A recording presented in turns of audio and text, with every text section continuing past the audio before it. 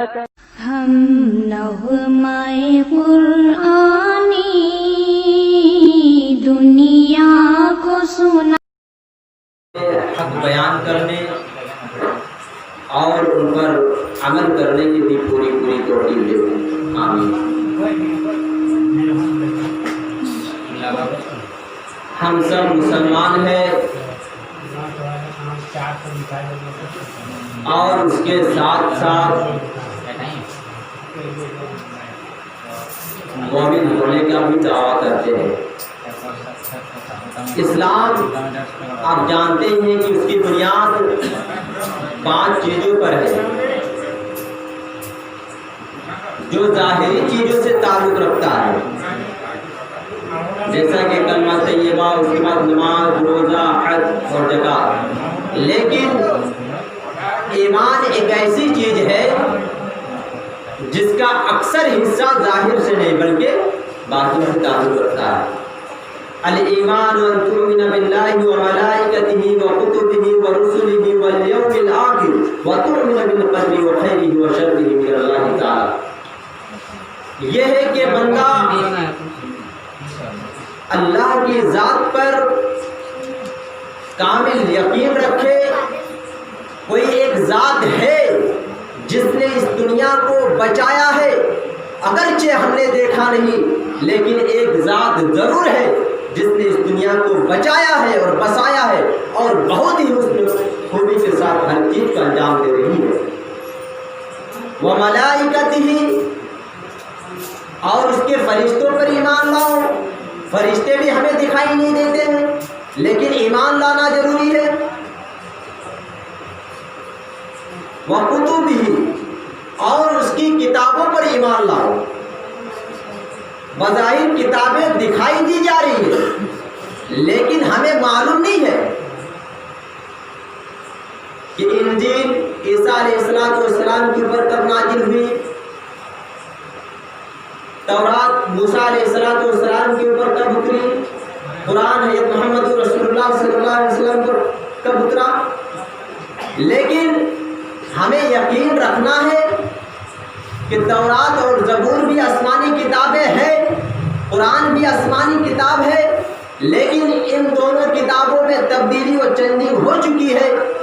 قرآن ہی آب واحد و مقدس کتاب ہے جو قیامت کے صبح تک کوئی چینجنگ و تبدیلی نہیں کر سکتی ہے. اسی طریقے سے رسولوں پر ایمان لاؤ. اگرچہ اس دنیا میں رسول آئے لیکن ہمیں دیکھا نہیں، لیکن ایمان لانا ضروری ہے. والیوم الآخر، اور قیامت کے دن پر ایمان لاؤ. ایک دن ساری دنیا فنا ہو جائے گی، مردہ کو زندہ کیا جائے گا. ہمارا اور آپ کا حساب و کتاب، بہرحال قیامت کے دن پر ایمان لانا یہ بھی ایک ایمان کا حصہ ہے.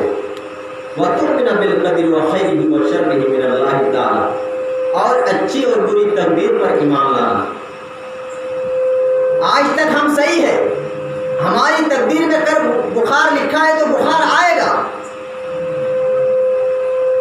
ہمارے ساتھ اگر کل موٹر سائیکل سے ایکسیڈنٹ ہونا ہے تو ہو کر رہے گا، ہم اس سے بچ نہیں سکتے ہیں. ہمارے کاروبار میں بہت بڑا فائدہ لکھا ہے تو وہ ہوگا. اچھی اور بری تقدیر پر ایمان لانا یہ بھی ایک ایمان کا حصہ ہے. اسی لیے اس چیز کو چھپایا گیا ہے. بظاہر اسلام کہتے ہیں ان 5 کاموں پر عمل کرنے کا نام اسلام ہے، اور ایمان کہتے ہیں جو چھپی ہوئی چیزوں پر ایمان لانے کو ایمان کہتے ہیں. لیکن ایک مومن کب کہلائے گا؟ ہم اپنے آپ کو تو کہتے ہیں مسلمان ہے، مومن ہے، پکے سچے مسلمان ہے، مومن ہے. تو جو آیت کریمہ پڑھی گئی ہے، تلاوت کی گئی ہے، اس آیت کریمہ کے روح سے ہم کیا واقعے میں مسلمان لگ رہے ہیں، مومن نظر آ رہے ہیں؟ ذرا غور کریں گے. انما المؤمنون الذين اذا ذكر الله وجلت قلوبهم، پہلی چیز. وَإِذَا تُلِيَتْ عَلَيْهِمْ آيَاتُهُ زَادَتْهُمْ إِيمَانًا، یہ دوسری چیز. وَعَلَى رَبِّهِمْ يَتَوَكَّلُونَ، تیسری چیز، چوتھی چیز ہے الذین یقیمون الصلاۃ، چوتھی چیز وَمِمَّا رَزَقْنَاهُمْ يُنْفِقُونَ، یہ 5 چیز ہے جو حقیقی مومن کہلاتی ہے۔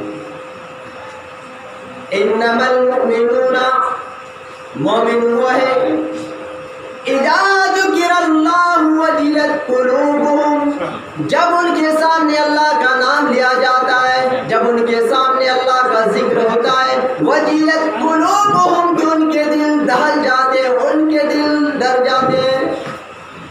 ہر مسلمان غور کریں گے، جب چائے کی دکان میں کوئی مسلمان شخص، کوئی مومن بندے ہوتے ہیں اور اذان کی آواز آ جائے اللہ اکبر اللہ اکبر، کتنے مسلمان کتنے مومن ایسے ہیں کہ ان کے دل ترس جاتے ہیں، ڈر جاتے ہیں۔ مومن کس کو کہا گیا ہے، اس آیت کو فٹ کر لیجئے اور اپنے معاشرہ، اپنے سماج، اپنے سوسائٹی کا جائزہ لیں۔ کہہ دینا بہت آسان ہے، لیکن اس کو سوچی پر اتر کر دیکھنا بہت مشکل ہے۔ مومن وہ ہے جب ان کے سامنے اللہ کا نام لیا جاتا ہے، جب ان کے سامنے اللہ کا ذکر ہوتا ہے تو ان کے دل کانپ جاتے ہیں، ان کے دل تھرا جاتے ہیں۔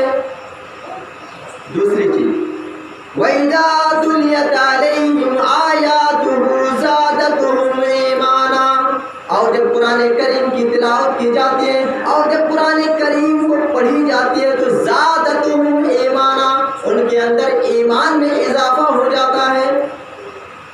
ہر مسلمان غور کرے، جب ہم لوگ قرآن کریم جب سنتے ہیں تو کس کا ایمان میں اضافہ ہوتا ہے۔ امام صاحب نماز پڑھا رہے ہیں، تلاوت ہو رہی ہے الحمدللہ رب العالمین الرحمن الرحیم، تلاوت ہو رہی ہے قل هو اللہ احد اللہ الصمد۔ کتنے مسلمان کتنے مومن ایسے ہیں جو ان کے اندر ایمان میں اضافہ ہو جاتا ہے، ایمان آٹومیٹک بڑھ جاتا ہے۔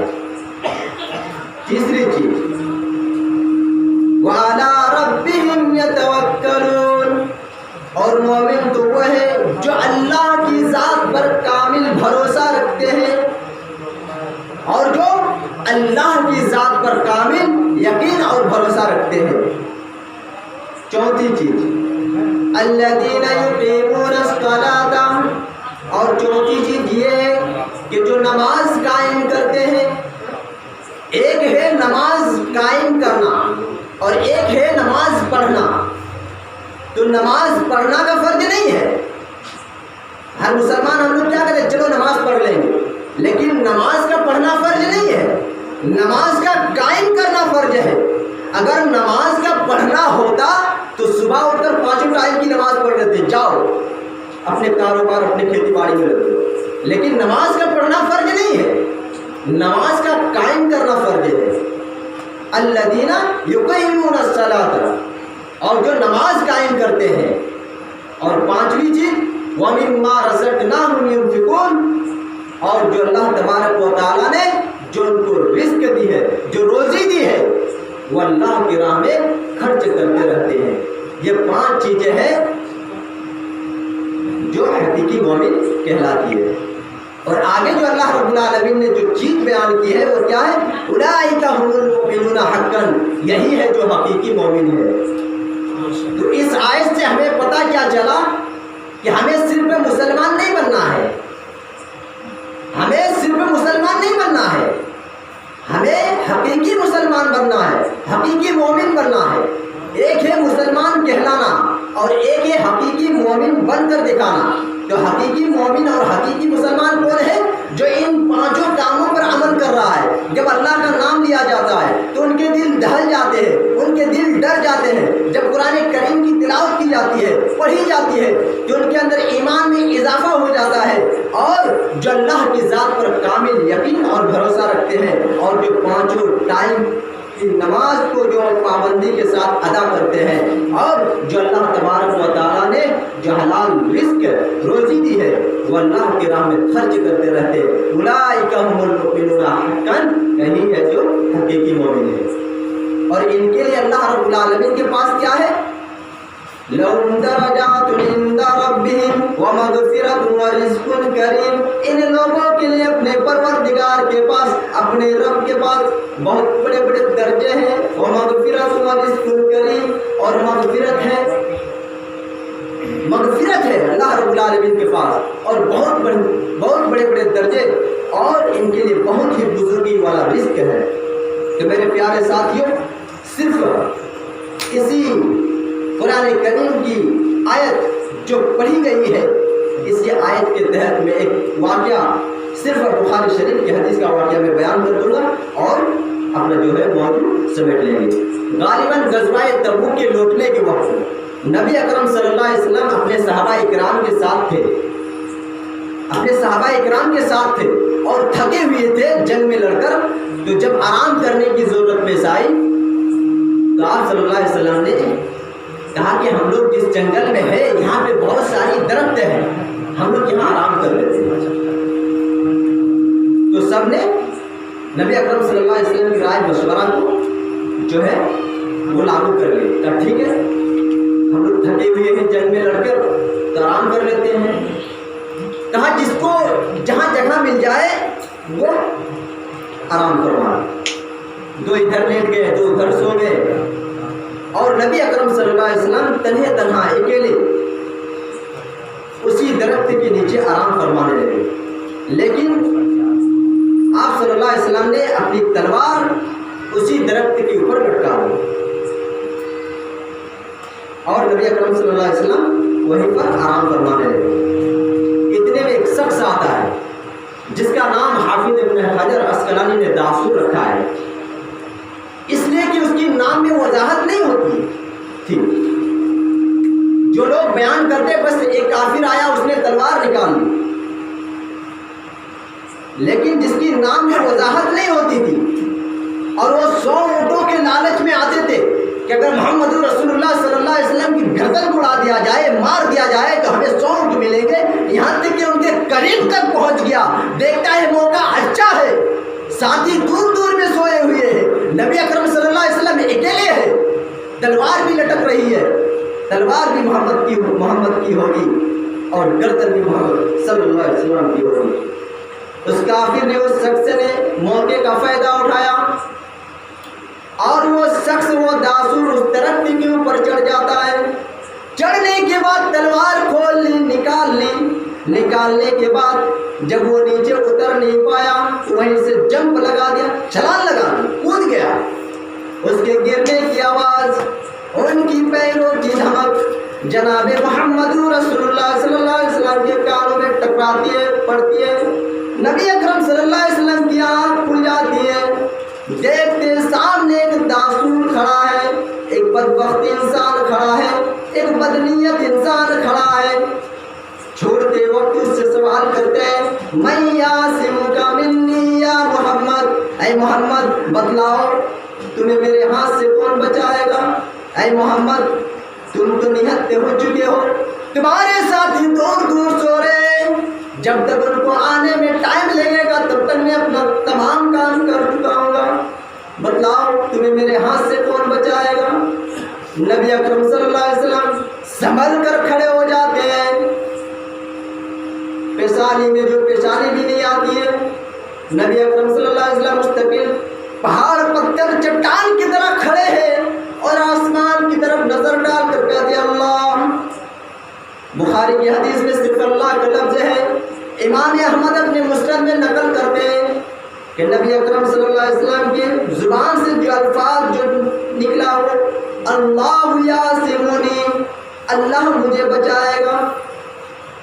بخاری کی حدیث میں صرف ہے اللہ کا لفظ ہے، اور امام احمد اپنے مسند میں نقل کرتے ہیں کہ نبی اکرم صلی اللہ علیہ وسلم کی زبان سے ایک میٹھی مسکان اور چہرے پر شگن بھی نہیں پڑتی ہے، اور مستقیم پہاڑ پتھر چٹان کی طرح کھڑے ہو کر کہتے ہیں اللہ، اللہ یعصمنی، اللہ مجھے بچائے گا۔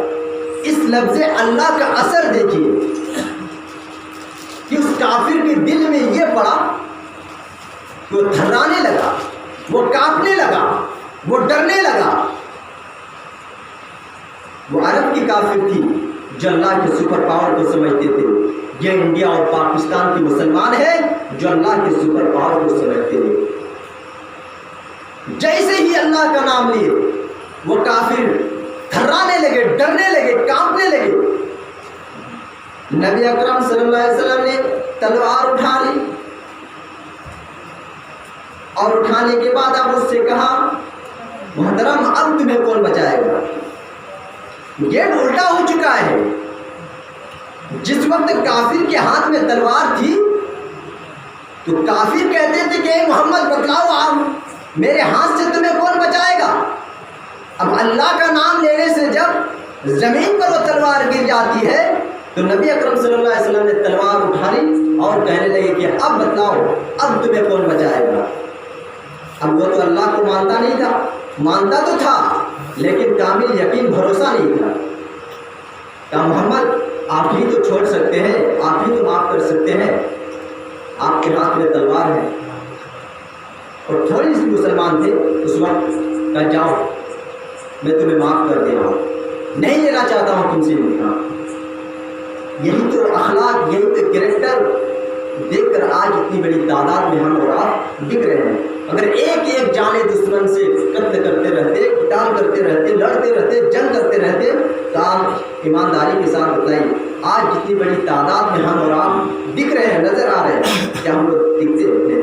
اس کی مین وجہ یہ ہے کہ آپ نے اپنے اعلیٰ اخلاق کا ثبوت پیش کیا ہے. کہ میرے پیارے ساتھیوں، پورے واقعہ کو بتلانے کا مطلب یہ ہے کہ بتایا جائے کہ ایک عرب کی کافر تھی جو اللہ کی سپر پاور کو سمجھتے تھے. یہ آج کا مسلمان ہے، شراب کی دکان میں کھڑے ہیں، شراب کی بوتل ان کے ہاتھ میں ہے، شراب پی رہا ہے، اذان کی آواز آ رہی ہے اللہ اکبر اللہ اکبر. نہ شرابی کانپ رہا ہے، نہ جوہاری تھرا رہا ہے، نہ زناکار ڈر رہا ہے. میرے پیارے ساتھیوں، ان کے اندر خوف خدا پیدا نہیں ہو پا رہا ہے. جبکہ اللہ کا نام لینے سے ہر مسلمان کا دل دہل جانا چاہیے، ڈر جانا چاہیے. حضرت عائشہ فرماتی ہے کہ میں نبی کی بیوی ہوں، میں نبی کی بیوی تھی، اللہ کے نبی صلی اللہ علیہ وسلم کے ساتھ میں مذاق کرتی تھی، ہنستی تھی، مسکراتی تھی. نبی اکرم صلی اللہ علیہ وسلم میری ران پر اپنا سر رکھ کر لیٹے ہوئے ہوتے تھے. اتنے میں اذان کی آواز آتی ہے، اتنے میں حضرت بلال کی پکارنے کی ندا آتی ہے اللہ اکبر اللہ اکبر. نبی اکرم صلی اللہ علیہ وسلم مجھے دھکا دیتے، الگ کر دیتے، اپنے سے جدا کر دیتے اور کنویں کی طرف بڑھتے، پانی کھینچتے اور وضو بناتے. اور مجھے ایسا لگتا تھا، معلوم ہوتا تھا کہ نبی اکرم صلی اللہ علیہ وسلم مجھے پہچانتے ہی نہیں. یہ کیفیت ہو جاتی تھی میرے پیارے ساتھیوں، یہ کیفیت نبی اکرم صلی اللہ علیہ وسلم کی ہو جاتی تھی. حضرت عائشہ بیان کرتی فرماتی ہے کہ مجھے ایسا لگتا تھا، ایسا معلوم ہوتا تھا کہ نبی اکرم صلی اللہ علیہ وسلم نے مجھے کئی مہینوں سے دیکھے ہی نہیں، ہمیں پہچانتے ہی نہیں ہے. تو انما المؤمنون الذین اذا ذکر اللہ وجلت قلوبهم، جب ان کے سامنے اللہ کا نام لیا جاتا ہے، جب ان کے سامنے اللہ کا ذکر ہوتا ہے تو ان کے دل دہل جاتے ہیں، ان کے دل کانپ جاتے ہیں. یہ ہے حقیقی مومن، یہ ہے حقیقی مسلمان. محترم سامعین، میں آخر پر اللہ تبارک و تعالیٰ سے دعا کرتے ہیں کہ اللہ ہمیں اللہ کی ذات پر ڈرنے کی توفیق دے. یہ اللہ ہمیں اور آپ کو زیادہ سے زیادہ قرآن کو جو ہے قرآن کریم کو بھی پڑھنے اور پڑھانے کی بھی توفیق دے. یہ اللہ ہمیں صرف تجھ پر بھروسہ، کامل بھروسہ اور یقین رکھنے کی بھی توفیق دے. یہ اللہ ہمیں اور آپ کو پانچوں وقت کی نماز کو جو ہے پابندی کے ساتھ ادا کرنے کی توفیق دے. یہ اللہ جو اللہ تبارک و تعالیٰ نے جو رزق دی ہے، جو حلال روزی دی ہے، ان کو صحیح طریقے سے ہمیں خرچ کرنے کی بھی توفیق دے. اے اللہ ہمیں جب تک زندہ رکھے، اسلام کے اوپر زندہ رکھے، اور جب ہمارا خاتمہ ہو ایمان کی حالت میں خاتمہ ہو. آمین.